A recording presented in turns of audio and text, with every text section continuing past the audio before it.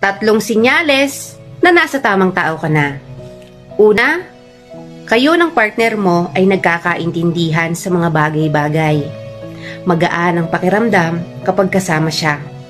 At nararamdaman mo ang pagiging komportable at masaya kapag magkasama kayong dalawa. At pangalawa, may pagkakapareho ng mga hangarin at mga halaga. Pareho kayong mayroong iisang direksyon sa buhay. Hindi man kayo magkatugma ng paniniwala, pero may respeto sa bawat isa at desisyon na ginagawa.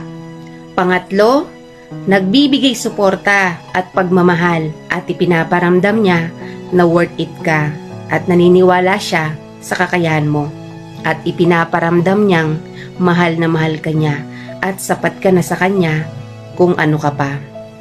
Tandaan mo, ang pangmatagalang relasyon, pinaghihirapan yan at pinapahalagahan dahil bago mo makilala ang taong nakatadhana sa'yo, marami ka pang pagdadaanan. Kaya kung nararamdaman mo na ang mga sign na ito, ano pa bang dapat gawin? I-treasure nyo na ang bawat isa. Dahil sa isang relasyon, bihira lang ang compatible kayo sa isa't isa. Suboko na yan.